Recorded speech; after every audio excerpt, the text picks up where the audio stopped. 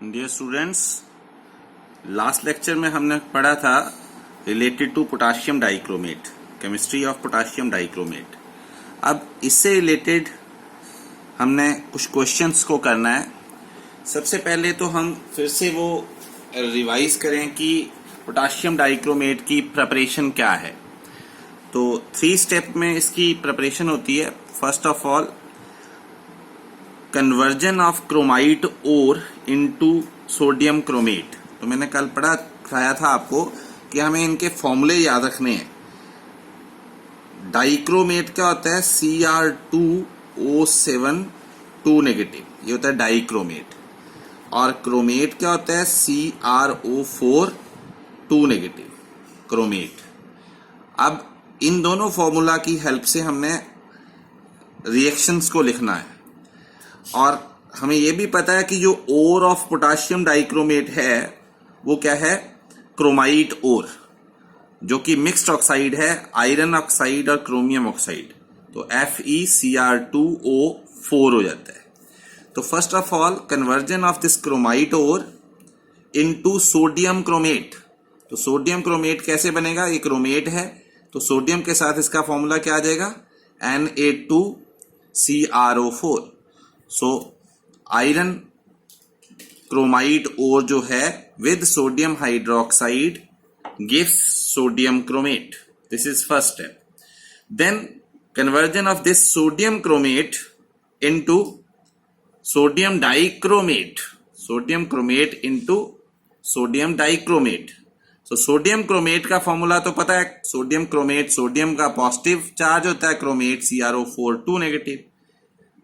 और इसको कन्वर्ट करना है इनटू सोडियम डाइक्रोमेट, क्योंकि हमें हेडिंग याद करने हैं, फॉर्मूले अपने आप आने चाहिए। तो Na2Cr2O7। तो sodium chromate with sulphuric acid gives sodium dichromate.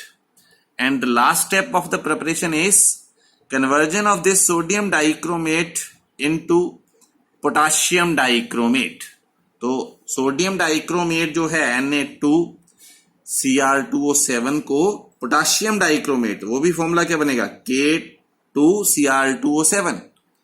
तो when we reacts with sodium dichromate with potassium chloride, then we get potassium dichromate upon substitution of sodium with potassium. So we get potassium dichromate.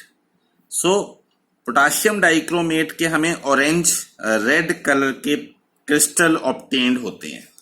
अब उससे related हमने आज 2-3 question करने हैं जो important हैं। First question है कि प्रूव क्रोमेट आयन एग्जिस्ट इन एल्केलाइन और बेसिक मीडियम। ये जो क्रोमेट आयन है ये बेसिक मीडियम में एग्जिस्ट करता है, एल्केलाइन मीडियम में, while dichromate ion present in acidic medium, ये एसिडिक मीडियम में एग्जिस्ट करता है। ये हमें प्रूव करना है। इसका मतलब है जो कलर है वो पीएच पर डिपेंड करता है। एसिडिक मीडियम का मतलब है पीएच बड़ी कम होगी, लो पीएच, और बेसिक का मीडियम का मतलब है high pH.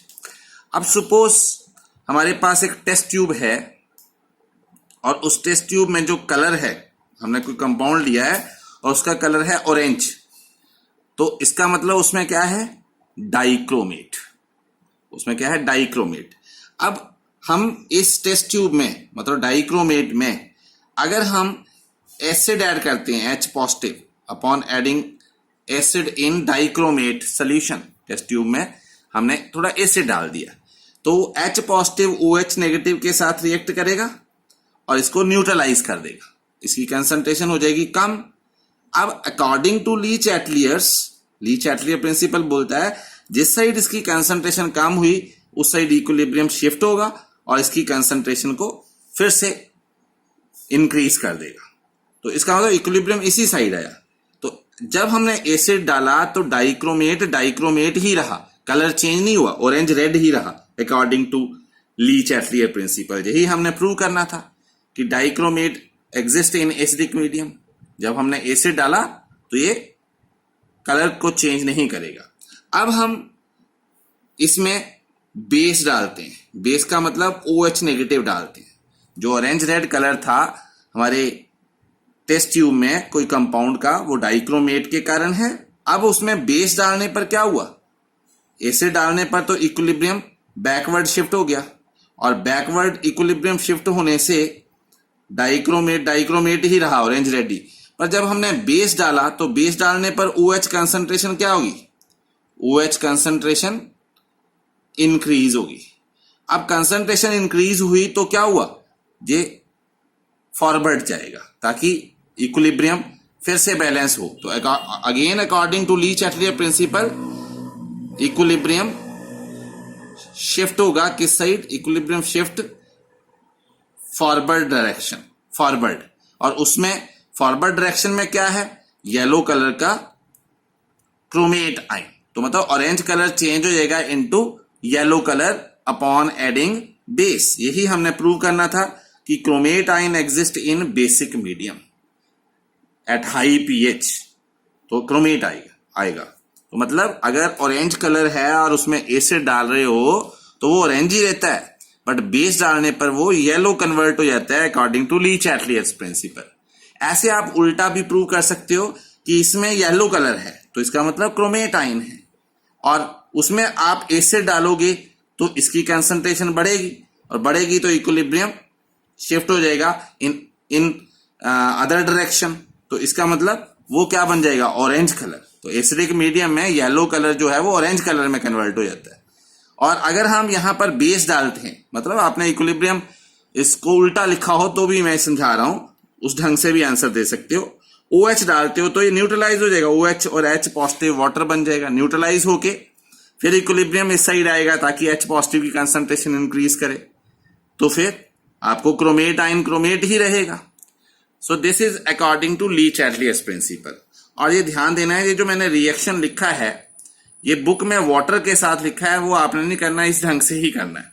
Dichromate gives chromate ion, फिर देखो यहां पर 7 ऑक्सीजन है, यहां पर 4 2s are 8 है, तो इसका मैंने OH लिखा, 8 ऑक्सीजन होगी, और H बढ़ गया तो H पॉजिटिव लिख दिया। तो ये आपने इसका सोल्यूशन जो है बुक से देखना है, थ्योरी ये मैंने समझा दिया आपको। नेक्स्ट क्वेश्चन है what is chromyl chloride test. हाँ, ये मैं आपको फिर से बता देता हूं, ये क्वेश्चन इस ढंग से भी पूछ लेते हैं कि जो colour of the chromate and dichromate है that depends upon pH of the solution. मतलब पीएच चेंज होती है जब हम एसिड या बेस डालते हैं, एसिड डालने से पीएच कम हो जाती है और बेस डालने से पीएच ज्यादा हो जाती है, तो ये समझना है। आगे है what is chromyl chloride test. Students, हम इस टेस्ट को करते हैं for the presence of, to show the presence of chloride ion. जैसे सोडियम क्लोराइड है, उसमें नमक में क्लोराइड आयन होता है, तो हमें कैसे पता चलेगा क्लोराइड आयन है। Potassium chloride, sodium chloride, calcium chloride, उसमें क्लोराइड आयन की प्रेजेंस के लिए टेस्ट करते हैं। हम क्या करते हैं, टेस्ट ट्यूब में जिसमें हमने टेस्ट करना है उसमें थोड़ा सा सॉल्ट ले लिया कि क्लोराइड आयन की प्रेजेंस को शो करना है, उसमें हमने पोटाशियम डाइक्रोमेट डाला और थोड़ा सा सल्फ्यूरिक एसिड डाला। अगर ये डालने पर आपको ऑरेंज रेड कलर के वेपर्स उस टेस्ट ट्यूब से रिलीज होते हैं, बाहर निकलते हैं, तो आप कंफर्म कर देते हो कि यहां पर क्लोराइड आयन की प्रेजेंस है। तो आपको ये टेस्ट लिखना है, potassium dichromate reacts with sodium chloride in presence of sulphuric acid to give potassium bisulphate, sodium bisulphate and this is the main compound chromyl chloride. इसी के कारण इसका टेस्ट का नाम है क्रोमाइल क्लोराइड टेस्ट। ये जो क्रोमाइल क्लोराइड है, इसके ऑरेंज रेड वेपर्स जैसे ही टेस्ट ट्यूब से बाहर निकलना शुरू हो जाते हैं तो हम बोलते हैं कि orange red vapours show the presence of chloride ion. मतलब आपको ये रिएक्शन आना चाहिए और ये पता होना चाहिए कि क्रोमाइल क्लोराइड जो है that will show the presence of chloride. Next question is calculate equivalent weight of potassium dichromate. जब भी आपको प्रिपरेशन ऑफ पोटाशियम डाइक्रोमेट आएगी, पोटाशियम डाइक्रोमेट की प्रिपरेशन जो हमने पहले की, तो साथ में ये भी आता है कि इक्विवेलेंट वेट भी निकालो इसका। तो सबसे पहले हमें potassium dichromate which is a very good oxidising agent, वो सल्फ्यूरिक एसिड के साथ ही ऑक्सीडाइज करता है किसी के साथ, किसी को भी, ये टाइट्रेशन में हम यूज करते हैं। तो ये क्या बनाता है, potassium sulphate, chromium sulphate and water. ये बनाता है potassium sulphate plus chromium sulphate, sulphate पे 2 नेगेटिव होता है तो 2 यहां आ गया, क्रोमियम पे 3 पॉजिटिव होता है तो 3 यहां आ जाएगा, प्लस वाटर। और साथ में ये बहुत सारी रिएक्टिव ऑक्सीजन को प्रोड्यूस करता है, जिस कारण ये ऑक्सीडाइजिंग एजेंट है। अब इसको मॉलिक्यूलर इक्वेशन बोलते हैं। इसकी हम आयनिक इक्वेशन लिखेंगे। आयनिक इक्वेशन, आयनिक इक्वेशन क्यों लिखेंगे, क्योंकि जो इक्विवेलेंट वेट है, इक्विवेलेंट वेट वो निकालने के लिए हमें नंबर ऑफ इलेक्ट्रॉन की इक्विवेलेंट वेट जो है वो होता है molecular weight, molecular weight divided by number of electrons during oxidation और रिडक्शन। तो इलेक्ट्रॉन हमें आयनिक इक्वेशन से पता लगेंगे। अब इसकी आयनिक इक्वेशन क्या आएगी, डाइक्रोमेट का मतलब Cr2O7 2 नेगेटिव इन एसिडिक मीडियम, मतलब H पॉजिटिव एसिडिक मीडियम। इस साइड क्रोमियम से रिलेटेड क्या है, chromium ion Cr3 positive and H positive से रिलेटेड क्या है, वाटर। अब इसको बैलेंस करो, 2 time chromium 2 time chromium, 7 time oxygen 7 time oxygen, 7 2 14 time hydrogen 14 time hydrogen.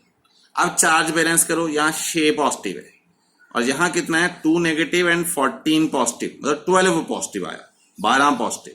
ये 6 पॉजिटिव है, यहां 12 पॉजिटिव है, इस कारण हमने यहां पर प्लस कर दिए 6 इलेक्ट्रॉन्स। 6 इलेक्ट्रॉन क्यों प्लस किए, क्योंकि 12 पॉजिटिव और 6 नेगेटिव 6 पॉजिटिव हो जाएगा, तो दोनों साइड 6 पॉजिटिव चार्ज बैलेंस हो गया। तो अब आपका इक्विवेलेंट वेट कितना आया, जो मॉलिक्यूलर वेट है इसका होता है 294 और नंबर ऑफ इलेक्ट्रॉन कितने आगे आपके 6, तो इक्विवेलेंट वेट कितना आ गया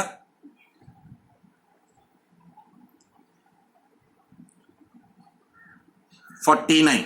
24 25 26 28 29 49 is the equivalent weight of potassium dichromate. तो इस ढंग से आपको क्वेश्चन आने चाहिए तीनों। नेक्स्ट है कि पोटाशियम डाइक्रोमेट डिफरेंट कंपाउंड्स को किस ढंग से ऑक्सीडाइज करता है, ऑक्सीडाइजिंग कैरेक्टर। तो आपको एक इक्वेशन तो यही लिखनी है कि potassium dichromate with sulphuric acid gives potassium sulphate, chromium sulphate, water and nascent oxygen. ये इक्वेशन तो सभी में आएगी। अब आपको ये याद रखना है कि कौन से कंपाउंड की ऑक्सीडाइजिंग कैरेक्टर के बारे में ये पूछ रहा है और वो ऑक्सीडाइज होके किस में कन्वर्ट होता है। तो ये चीजें याद रखनी पड़ेंगी आपको याद रखना है कि पोटाशियम आयोडाइड ऑक्सीडाइज होके with potassium dichromate gives potassium sulphate. ठीक है, अब जितनी ऑक्सीजन चाहिए होती है वो ऑक्सीजन को लेकर कैंसिल करके ओवरऑल इक्वेशन आ जाएगी। और इसी की आयनिक इक्वेशन वही जो हमने पीछे लिखी, dichromate gives chromium ion with 6 electron and यहां आयोडाइड आई नेगेटिव जो है that will converts into iodine. ऐसे पोटाशियम डाइक्रोमेट जो है फेरस सल्फेट को फेरिक सल्फेट, FeSO4 का मतलब Fe2 पॉजिटिव और यहां पर Fe3 पॉजिटिव बन गया। Ferrous sulphate gives ferric sulphate, H2S gives sulphur.